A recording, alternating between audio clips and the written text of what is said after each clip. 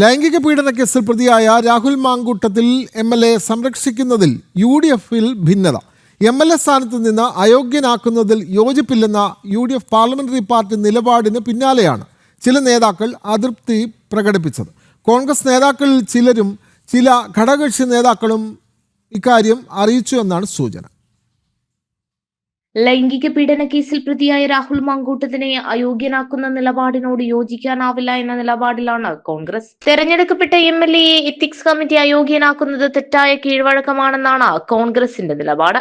UDF parliamentary party യോഗത്തിൽ കോൺഗ്രസ് നിലപാട് ഘടകകക്ഷികൾ അംഗീകരിക്കുകയായിരുന്നു. അതേസമയം രാഹുലിനെ പാർട്ടിയിൽ നിന്നും പുറത്താക്കിയ നടപടി തുടരാനാണ് തീരുമാനം. എന്നാൽ തീരുമാനത്തിൽ കോൺഗ്രസിനുള്ളിൽ തന്നെ ഭിന്നത രൂക്ഷമാവുകയാണെന്ന സൂചനകളാണ് പുറത്തുവരുന്നത്. ചില മുതിർന്ന നേതാക്കൾ തന്നെ അഭിപ്രായ ഭിന്നത പ്രകടിപ്പിച്ചു കഴിഞ്ഞു. നിയമസഭാ തെരഞ്ഞെടുപ്പിൽ രാഹുൽ മാങ്കൂട്ടം വിഷയം ചർച്ചയാവില്ല എന്ന് പറയുമ്പോഴും അയോഗ്യതയെ പിന്തുണയ്ക്കുന്നില്ല എന്ന നിലപാട് തിരിച്ചടിയാകുമോ എന്ന ഭയവും പാർട്ടിക്കുണ്ട്. കഴിഞ്ഞ ദിവസം ഒരു സ്വകാര്യ വാർത്താ ചാനലിന് നൽകിയ അഭിമുഖത്തിൽ തിരഞ്ഞെടുപ്പിൽ വേണമെങ്കിൽ സ്വതന്ത്രനായി മത്സരിക്കുമെന്നും രാഹുൽ പറഞ്ഞിരുന്നു. പാർട്ടിയിൽ നിന്ന് പുറത്താക്കിയതിൽ വിഷമമുണ്ടെന്നും തന്റെ ഭാഗം കേൾക്കാൻ പാർട്ടി തയ്യാറായില്ലെന്നും രാഹുൽ അഭിപ്രായപ്പെട്ടിരുന്നു. അതിനുശേഷമാണോ ഇത്തരത്തിലൊരു നിലപാട് പാർട്ടി സ്വീകരിച്ചത് എന്ന സംശയവും ഉയരുന്നുണ്ട്. രാഹുൽ മാങ്കൂട്ടത്തിലിനെ അയോഗ്യനാക്കണമെന്ന പരാതി നൽകിയ ഇടതുപക്ഷ MLA DK മുരളിയെ ഹിയറിംഗ് നടത്താനാണ് നിയമസഭാ പ്രിവിലേജ് ആൻഡ് എത്തിക്സ് കമ്മിറ്റിയുടെ തീരുമാനം. 23-ന് കമ്മിറ്റിക്ക് മുമ്പാകെ ഹാജരാകാൻ മുരളിക്ക് എത്തിക്സ് കമ്മിറ്റി നിർദ്ദേശം നൽകിയിട്ടുണ്ട്.